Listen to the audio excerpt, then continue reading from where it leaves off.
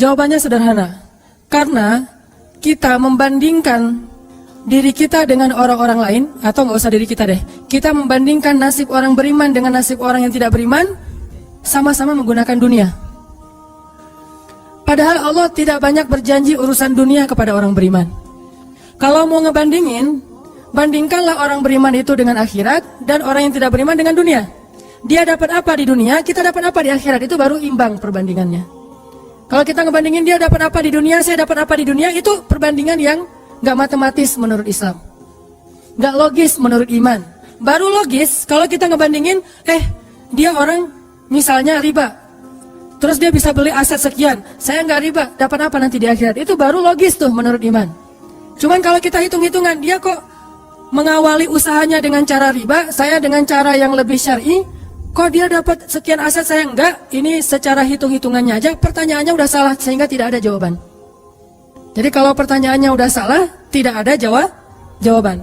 Makanya yang harus diperjelas dulu pertanyaannya, baru nanti ketemu jawabannya. Saya mau sharing sebuah kisah nih tentang dua orang laki-laki Bani Israel.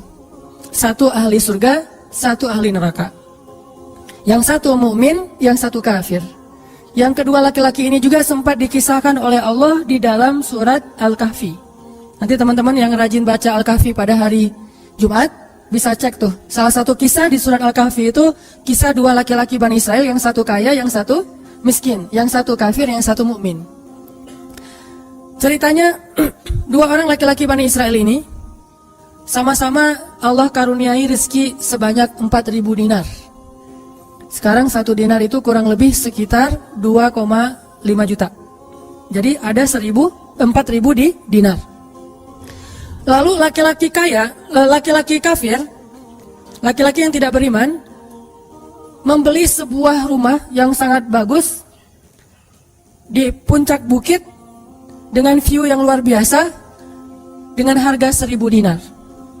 Sehingga kemudian dia datang kepada temannya yang mukmin, dia bilang, "Hei, yuk ke rumah saya tunjukin rumah baru saya." Datang nih ke rumah baru laki-laki yang tidak beriman. Pas ngelihat dari gerbangnya luar biasa, tamannya luas, ada rusanya, ada kijangnya, ada marmutnya, ada segala macamnya, ada onta, ada kuda, lengkap aja tuh.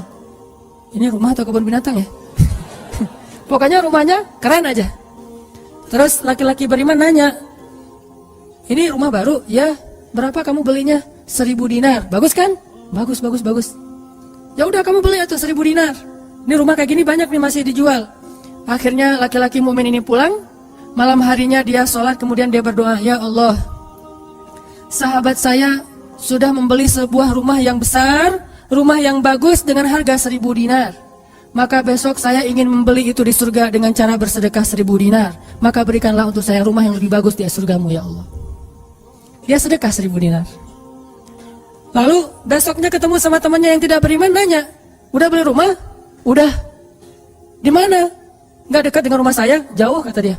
"Di mana itu?" "Di surga." "Hah? Caranya gimana?" "Sedekah." "Wah, kamu mah orangnya fanatik lah, istilahnya sok soleh lah, apalah segala macam, Pak Haji." Diledekin aja tuh.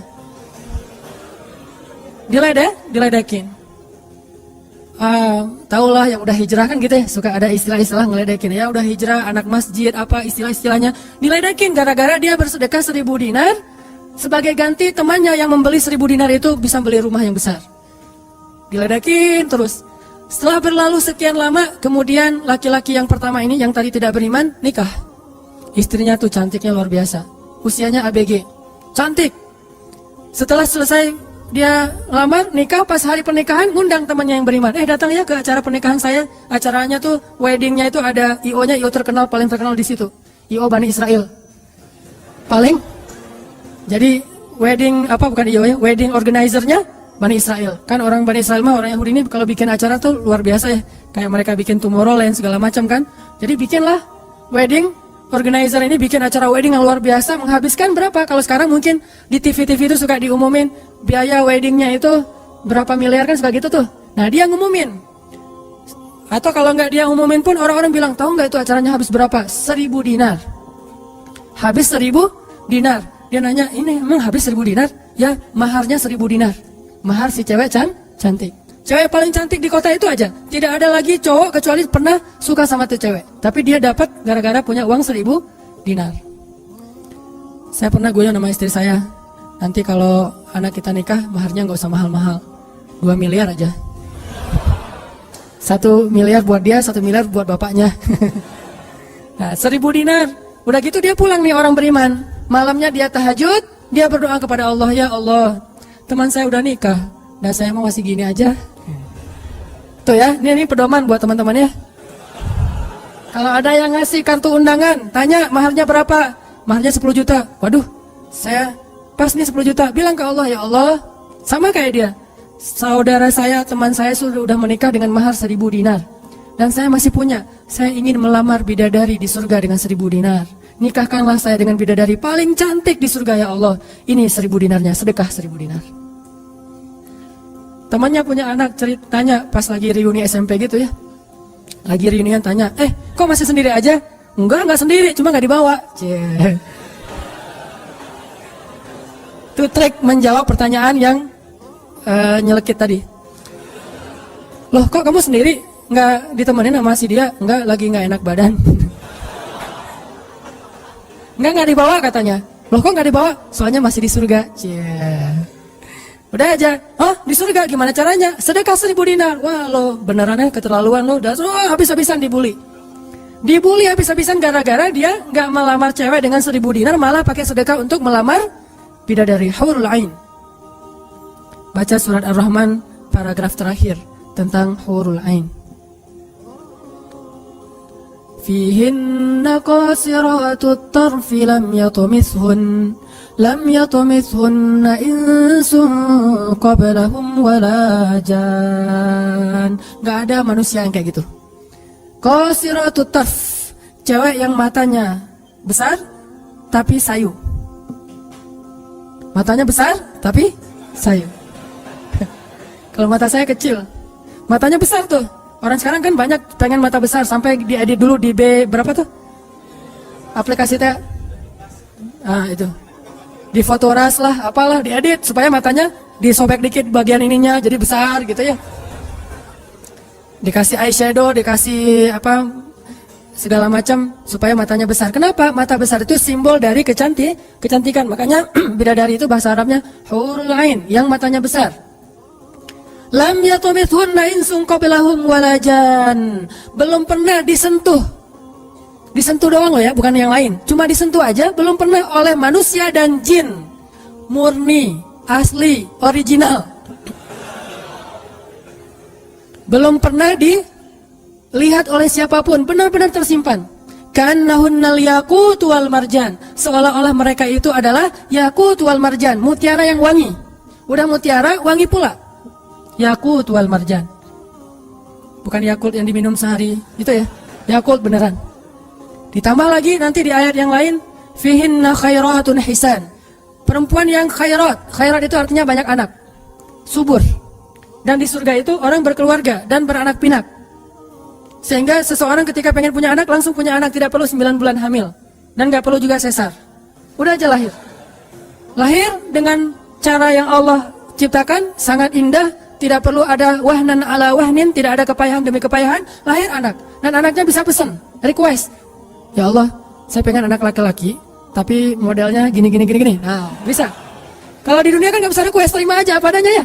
Wah, gini ternyata gak mirip. Cuma di dunia, di akhirat mah bisa request, segalanya sesuatu juga bisa request. Udah aja kayak gitu, hurul ain. Sehingga dia tahu, gimana pun cewek ini cantik, tidak pernah bisa mengalahkan satu hurul ain. Seandainya jemari hurul ain, jari kelingking doang, dikeluarin dari surga ke dunia, maka cahaya matahari akan tertutup oleh cahaya jari kelingkingnya hurul ain. Kalau hurul ain sempat keluar dari surga, jatuh ke bumi, kau bidadari jatuh dari langit gitu kan ya. Nah, jatuh tuh ke bumi beneran, maka nafasnya, satu kali dia bernafas, semua manusia akan mati karena tergila-gila kepada dia. Harumnya nafas hurul ain. Gak usah dibayangin, ntar makin gak bisa tidur. Sekedar ilustrasi doang nih. Akhirnya dia lamar tuh hurul ain dengan sedekah 1000 dinar. Udah aja sih kayak gitu. Dan dia merasa, alhamdulillah saya lebih beruntung dari dia.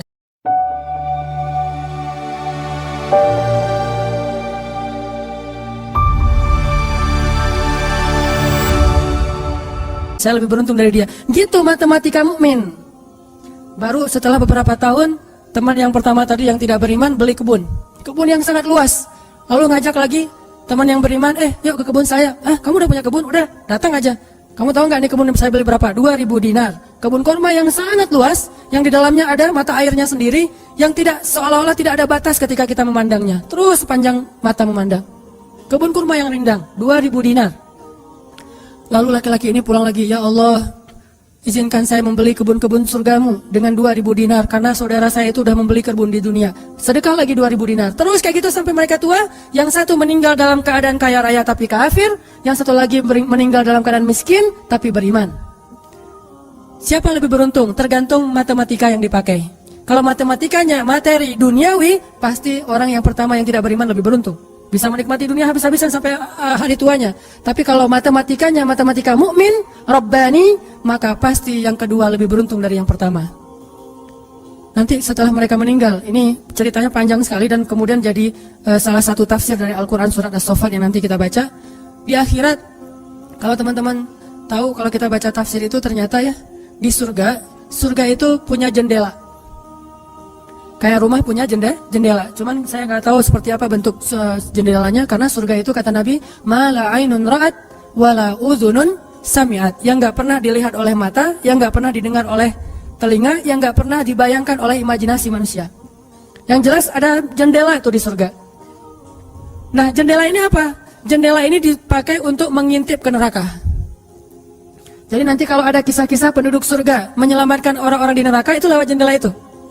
Kalau ada cerita penduduk surga dan penduduk neraka berdialog, itu lewat jendela itu. Bukan keluar dulu, sama-sama keluar terus ada ruangan khusus dialog gitu, enggak. Atau pakai misalnya Skype gitu ya, nelfon neraka pakai Skype. Tring, lagi disiksa, aduh ada yang nelfon, bentar dulu. Kan nggak ada yang gitu ya. Ini mah pakai jendela. Jadi jangan pakai imajinasi teknologi yang sekarang. Nggak ada Skype, nggak ada WhatsApp call, video call gitu. Nggak ada line, yang ada lewat jendela. Begitu dia ngelihat ke jendela, dia langsung Allah berikan dimensi melihat neraka. Langsung Allah kasih ruang untuk bisa melihat neraka. Di neraka itu dia akan bertanya kepada malaikat neraka, ngasih kayak kertas gitu, tolong cariin yang namanya ini. Cariin. Oh ya, ini masa nggak kenal kayaknya di surga. Emang siapa? Hananataki. Penduduk malaikat neraka mah nggak kenal. Amin. Aminin atuh. Mudah-mudahan semua kita tidak dikenal di neraka. Dikenal di surga insya Allah. Kalau ini mah nggak boleh hore, ini serius nih. Udah aja ngasih nama gitu ya ke malaikat penjaga neraka. Kenal nama ini nggak? Oh ntar dulu nanya ke yang lain. Kenal nama ini nggak? Wah ada tuh yang di pojok sana tuh lagi dihabis-habisin sama malaikat.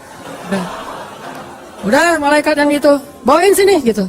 Pas dibawain ternyata itu adalah laki-laki tadi yang di dunia saling bersaing dalam memperkaya diri. Satu memperkaya diri di dunia, yang satu lagi memperkaya diri di akhirat. Bro, gimana nasib lo sekarang? Waduh, saya sekarang disiksa segala macam, dia ngaku kesalahannya. Lah kamu gimana? Dulu kamu katanya beli rumah di surga, terus nikah di surga, terus beli kebun di surga, udah dapat. Wah, bukan dapat lagi. Ternyata 1.000 dinar itu bukan satu istana loh, bro. 1 dinar itu sekian ribu istana. Sekarang saya 1.000 dinar, bayangin aja. Gitu. Makin sakit kan ya? Makin nerangsa, makin stres. Udah di neraka stres pula, stroke lagi, kena kejang-kejang gitu. Nggak di neraka kejang-kejang aja nggak enak, stroke nggak enak, apalagi udah stroke-nya di neraka kan lebih nggak enak tuh. Orang kena penyakit jantung di dunia nggak enak, ini penyakit jantungnya di neraka lebih nggak enak lagi. Ini mah imajinasi saya. Sesuai dengan di Al-Quran surat As-Saffat, dialog antara penduduk surga dan penduduk neraka. Inilah teman-teman matematika untuk mengukur siapa lebih beruntung. Sehingga kita tidak perlu bertanya, kenapa? Why? Saya udah hijrah kok makin susah hidup saya, dunia itu. Akhirat enggak. Kalau kita mengukur amal kita hanya dengan dunia, kita bakal sering kecewa karena Allah tidak menilai dunia ini bahkan lebih ringan daripada 11 sayap nyamuk. Seandainya kata Nabi, dunia ini di mata Allah ada harganya, pasti Allah nggak mau ngasih dunia kepada orang yang tidak beriman, nggak mau. Berhubung dunia ini tidak ada nilainya, Allah kasihlah kepada orang yang tidak beriman. Sedangkan yang bernilai, Allah simpan untuk orang yang beriman dan sabar. Pakai kacamata Rabbani, cara pandang Allah Subhanahu Wa Taala. Sehingga ketika kita hijrah, kita minta tolong kepada Allah urusan dunia, tetapi kita yakin kalau kita istiqomah, ikhlas, maka di akhirat wa ma indallahi khair. Itu harus jadi mantra yang kita ulang-ulang tuh. Kalau teman-teman lagi cemburu dengan dunia, seseorang bilang wa ma indallahi khair. Apa yang ada di sisi Allah lebih baik. Udah nggak jadi cemburu tuh. Saya pakai itu sebagai terapi buat diri saya sendiri. Kalau saya lagi ada rasa kayak kepengen apa yang orang punya, ada rasa iri, ada rasa cemburu, ada rasa kayak merasa orang lain lebih beruntung dari kita, saya selalu pakai mantra wa ma indallahi khair, wa ma indallahi khair, wa ma indallahi khair. Sehingga hilanglah rasa cemburu itu. Apa yang ada di sisi Allah lebih baik, apa yang ada di sisi Allah lebih baik, apa yang ada di sisi Allah lebih. Walal akhiratu khairul laka minal ula, wal akhiratu khairun wa abqa. Akhirat lebih baik bagimu dan daripada dunia. Akhirat lebih baik dan lebih kekal. Itu aja yang kita ulang-ulang mantranya. Wa ma indallahi khair. Udah aja senyum. Kita yang istiqomah gini-gini aja, orang lain yang tidak istiqomah yang sudah melenceng jadi gitu. Ya udah, apa yang di sisi Allah lebih baik. Ada yang gara-gara misalnya dukun bertindak jadi nikah, kita bertindak sendiri nggak nikah-nikah misalnya ya. Ya udah aja, wa ma indallahi khair. Dan apa yang ada di sisi Allah itu bukan hanya akhirat tetapi juga dunia. Cuman Allah tidak memberikannya dalam waktu yang segera kepada mukmin karena Allah ingin melihat dulu ketabahan, kesabaran dan keistiqomahan kita. Matematika itu coba kita pakai dalam hidup. Kayak saya pernah dulu banget awal-awal saya di Bandung masih senang usaha-usaha gitu sebelum ada dakwah. Kan pertama saya masuk ke Bandung bukan berdakwah. Lama-lama setelah lelah berusaha akhirnya berdakwah. Karena nggak mendapatkan kebahagiaan hanya dengan harta. Kan dulu saya pernah usaha bisnis pulsa yang saya pernah cerita. Ada 60 cabang pulsa saya di Bandung. Terus naik lagi bisnis jual beli mobil bekas. Beli, jual. Terus terakhir pernah main properti walaupun nggak sampai punya klaster, sampai punya perumahan. Tapi 1-2 properti beli, jual lagi, perbaiki, jual dan segala macam. Waktu itu saya sempat hampir kegoda sama teman saya yang beli beberapa aset ruko di daerah Antapani. Dulu Antapani nggak seperti sekarang, masih murah-murah tuh rukonya. Dan kan cepat banget tuh perkembangan Antapani ya. Dia beli tuh 1 ruko di Antapani dengan DP, lalu dia cicil. Nah, cicilannya ini dibayar oleh yang kontrak. Kebetulan ruko dia dikontrak oleh warung Padang. Sehingga dia paling nambah-nambah dikit lah, walaupun yang nggak bisa utuh, tapi dia nambah-nambah dikit. Ini udah azan? Udah? Oh, nanti ceritanya next, insya Allah habis salat isya. Barakallah. Bismillahirrahmanirrahim. Tadi sampai di mana teman-teman? Oh ya, Antapani ya. Sampai Antapani. Nah waktu itu nggak ada basa-basi, langsung aja. Bismillahirrahmanirrahim. Teman-teman kita lanjutkan. Sampai di Antapani. Jadi teman saya tuh ada yang investasi dengan beli salah satu ruko di Antapani dengan cara nyicil DP, terus yang bayar cicilannya itu adalah yang kontrak. Kalau nggak utuh pun dia tambahin sedikit lah, paling nambahin 500.000 sebulan. Setelah kurang lebih 3 tahun, akhirnya itu udah lunas, dia bisa nge-DP-in lagi yang baru. Setelah sekitar 5 tahun berjalan, saya ketemu lagi sama dia. Dia bilang, ini semuanya udah ruko saya nih. Udah ada sekitar 6 ruko yang dia punya. Dan setengahnya dipakai sama Alfamart. Sisanya dipakai ada warung Padang, ada apa di situ. Sehingga dengan cara dia bisa cepat berkembang. Saya di awal menganggap diri saya itu agak-agak idealis. Anggapan pertama, waduh saya ini kayaknya terlalu idealis kali ya gitu. Mulai galau kan, mulai tidak istiqomah. Jangan-jangan saya terlalu kaku nih dalam agama. Lagi nyari-nyari dalil mana nih yang membolehkan gitu kan ya. Biasalah apalagi ustadz kan bisa ngotak-ngatik gitu kan. Sampai bisa menemukan dalil boleh, tapi nggak nemu. Akhirnya yang bisa menguatkan hati apa? Wa ma indallahi khair. Apa yang ada di sisi Allah lebih baik. Kalau mau kayak gitu mungkin sekarang saya udah punya juga beberapa ruko. Tapi karena nggak bisa dengan cara seperti itu, akhirnya ya punya itu aja dan tidak berkembang secara duniawi. Tetapi saya yakin mudah-mudahan dengan itu kita berinvestasi di akhirat. Makanya ini matematika harus jadi pola pikir kita, harus jadi mindset, persepsi kita dalam hitung-hitungan amal. Sehingga ketika kita belajar Islam, mulai bertaubat, mulai berhijrah, lalu Allah Subhanahu wa taala seolah-olah lebih memanjakan orang lain yang belum berhijrah, yang belum bertaubat daripada kita dengan dunia. Katakan wa ma indallahi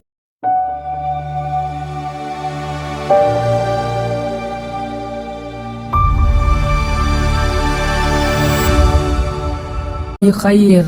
Apa yang ada di sisi Allah lebih baik. Katakan bahwa wal akhiratu khairun wa abqa. Akhirat lebih baik dan lebih kekal. Katakan walal akhiratu khairul laka minal ula. Dan akhirat itu lebih baik bagimu daripada dunia. Ini yang memotivasi kita untuk bisa istiqomah, sehingga kita tidak ngerasa dicurangin sama Allah Subhanahu wa taala. Karena Allah melihat balasan akhirat itu lebih baik daripada ngebalas di dunia. Sehingga Allah kalau sayang kepada seorang hamba, Allah menyediakan akhirat lebih besar daripada dunia untuk dia. Seandainya dunia itu adalah bentuk kasih sayang Allah, maka Allah sudah memberikan kekayaan dunia kepada semua nabi yang Allah cintai. Tapi nabi yang kaya itu sedikit. Rata-rata nabi itu susah hidupnya, apalagi setelah menjadi nabi. Nabi Muhammad sebelum jadi nabi hidupnya luar biasa kan? 40 tahun pertama, terutama 15 tahun pertama setelah menikah dengan Khadijah, gimana kehidupan Nabi Muhammad? Segalanya ada. Khadijah itu orang yang paling kaya, perempuan paling kaya di Mekah, menikah dengan Nabi Muhammad yang pintar dalam berdagang. Gak pernah Nabi rugi dalam berdagang. Jujur tapi untung. Sehingga selama 15 tahun Nabi mau traveling kemana aja bisa. Traveling ke Syam bisa. Traveling ke Yaman bisa. Syam dan Yaman itu jarak yang cukup jauh. Mau ngapain aja bisa. Punya ternak yang sangat banyak, punya kebun kurma yang luas sekali dan segala macam. Rumahnya rumah terbaik di kota Mekah. Hidup selama 15 tahun dalam kenikmatan. Begitu jadi Nabi, langsung kayak terjun payung. Cepat sekali. Sampai akhirnya Khadijah wafat ketika Nabi masih di Mekah dalam keadaan hampir tidak punya warisan apa-apa. Jadi kurang dari 13 tahun jatuh miskin, fakir. Sampai ketika hijrah ke Madinah, Aisyah curhat. Apa kata Aisyah? Di rumah Rasulullah itu lebih dari 1 bulan tidak ada asap di dapur. Dalam keadaan tidak pernah masak selama berbulan-bulan. Soalnya kalau kita mah beli warung Padang jadi nggak perlu masak ya.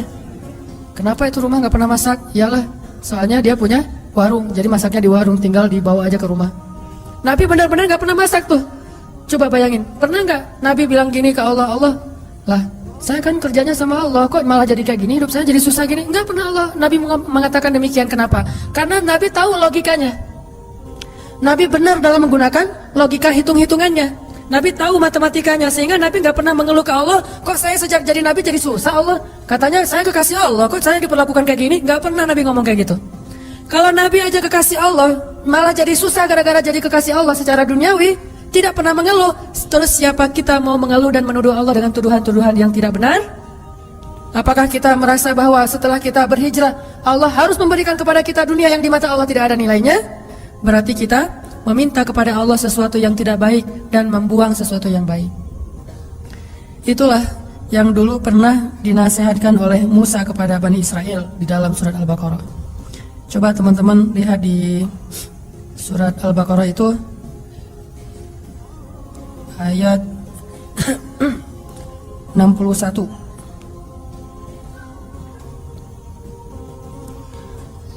أعوذ بالله من الشيطان الرجيم وإذ قلتم يا موسى لن نصبر على طعام واحد فادع لنا ربك يخرج لنا مما تنبت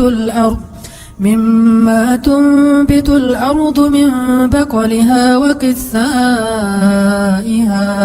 وقثائها وفومها وعدسها وبصلها. Apa yang terjadi? Ketika orang-orang Bani Israel hijrah ke Palestina, lalu mereka mengeluh di Palestina karena setelah mereka hijrah, hidup mereka tidak menjadi lebih baik secara duniawi.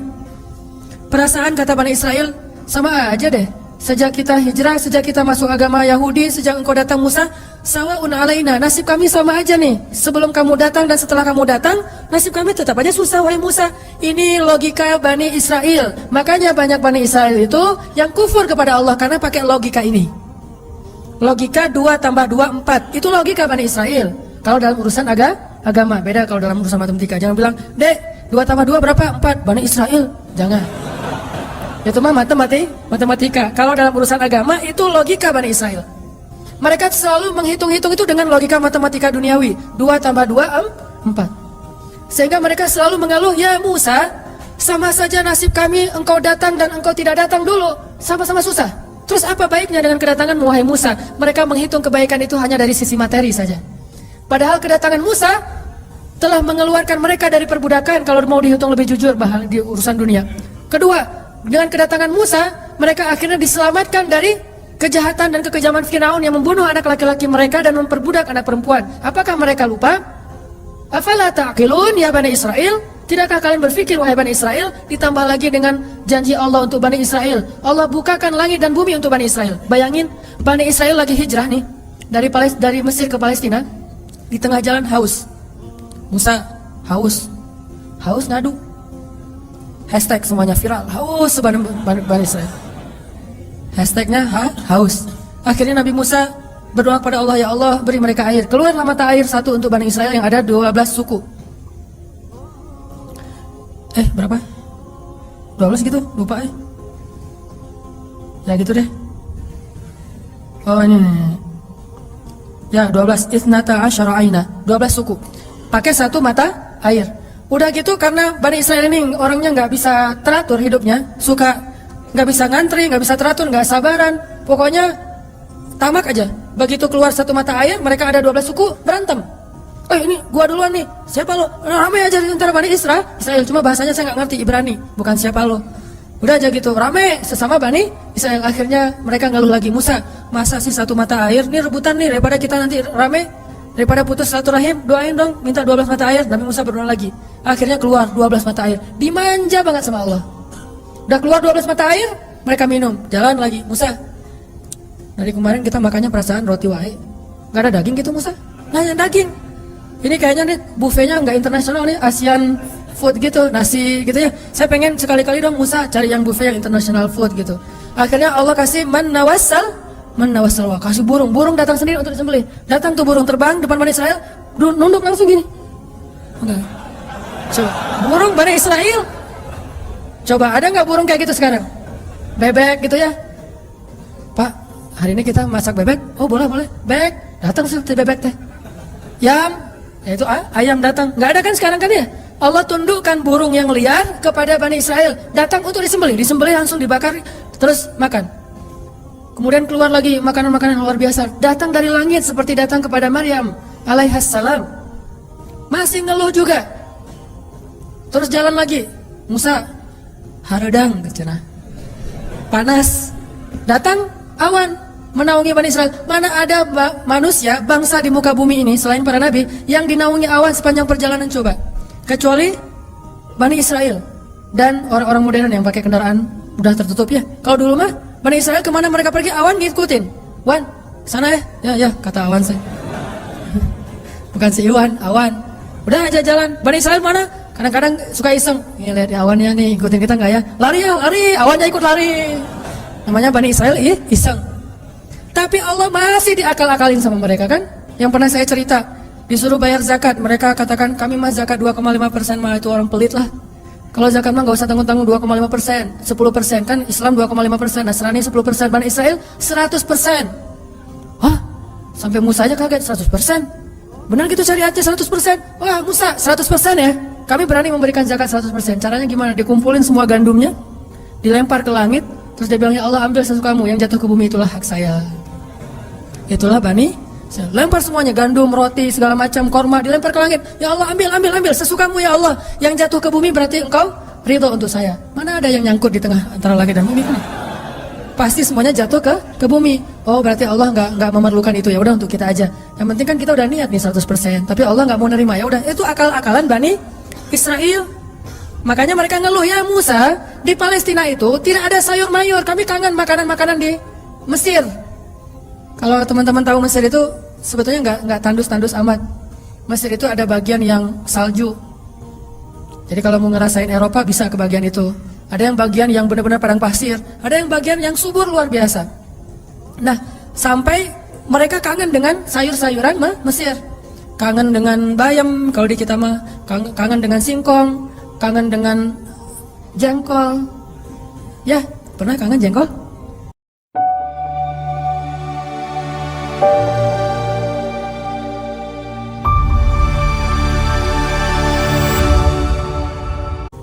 karena nggak pernah keluar Bandung. Kalau keluar Bandung pasti kangen jengkol. Misalnya umroh gitu ya, ada restoran Indonesia, Mang ada jengkol di Mekah. Kalau tanya orang Arab, jengkol. Bahasa Arabnya tidak ada jengkol. Soalnya bahasa Arabnya tidak ada jengkol. Mahada kata orang Arab, jengkol yang aroma raiha. Intinya orang Bani Israel kangen dengan makanan Mesir. Terus apa kata Nabi Musa? Qala atastabdiluna alladhi huwa adna billadhi huwa khair. Apakah kalian meminta untuk menukar sesuatu yang buruk dengan sesuatu yang lebih baik? Maksudnya apa? Kenapa kalian ingin dibayar oleh Allah dengan dunia ketika kalian beriman? Kalau Bani Israel itu kalau beriman hitung-hitungan banget. Habis beriman harus rezekinya berlimpah. Habis beriman harus terbebas dari segala masalah. Habis beriman harus dimanjain banget dunianya. Itu pola pikir Bani Israel. Sedangkan para nabi dan orang-orang yang beriman gak kayak gitu cara berpikirnya. Setelah beriman Allah uji, maka mereka mengatakan, ini untuk melihat apakah saya jujur dalam iman atau munafik. Seperti kata Bilal, ketika Bilal beriman, dengan qadarullah dia ketahuan imannya oleh tuannya Umayyah bin Khalaf, lalu disiksa oleh Umayyah bin Khalaf. Setelah disiksa berhari-hari, Umayyah ngomong gini, Bilal, mana Tuhan kamu? Coba lihat tuh, kamu disiksa-siksa, Tuhan kamu gak pernah ngebelain kamu, Muhammad juga gak pernah ngebelain kamu, jadi kamu tuh sebetulnya kasihan tinggal sendiri, gak pernah dibelain oleh siapa-siapa. Kalau gak saya nyelamatin kamu, kamu akan celaka wahai Bilal. Apa kata Bilal? Ya Umayyah, udah gak bilang lagi Tuhan, dia emang udah beriman, gak ngomong lagi Tuhan, gak ngomong lagi gitu. Kalau saya diuji atau disiksa karena keimanan saya, itu berarti Allah ingin melihat kesabaran saya. Maka kalian akan melihat sabar saya lebih kuat daripada sabarnya orang Arab. Karena orang Arab Mekah itu terkenal dengan keteguhan dan kesabarannya. Saya akan lebih sabar daripada laki-laki Arab dan akan lebih kuat daripada gunung Uhud. Bilal tahu itu. Jadi bukan, ya juga ya Umayyah, ya udah deh balik lagi aja kayak dulu. Enggak, Bilal mah gak ngomong kayak gitu. Kan orang suka pundung gitu ya. Pundung fisabilillah. Baru hijrah, Allah kasih ujian pundung. Aduh, sama aja udah hijrah gak hijrah, tetap aja gak bisa dapat jodoh. Nah gitu kan. Akhirnya udahlah sekalian kayak dulu aja. Aduh sama aja, ternyata udah rajin ngaji, belum kelihatan juga ke atas, masih aja nggak ada yang kecantol misalnya kan ya.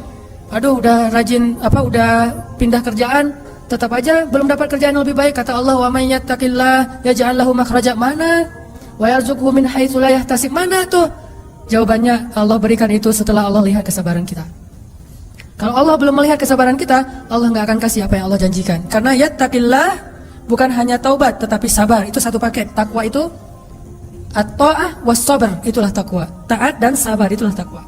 Wa may yattaqillah, siapa yang taat lalu sabar, baru Allah janjikan yaj'al lahu makhraja wa yarzuqhu min haitsu la yahtasib, wa may yattaqillah yaj'al lahu min amrihi yusra, wa may yattaqillah yukaffir anhu sayyi'atihi wa yu'zim lahu ajra. Itu semua janji Allah bagi orang yang takwa, dan takwa itu taat dan sabar. Kalau taat doang tapi nggak sabar, pundung tadi, maka Allah tidak punya janji apapun dengan dia. Ini logika yang dipakai oleh Allah, hitung-hitungan matematikanya Allah Subhanahu wa taala, sehingga kita tidak kecewa.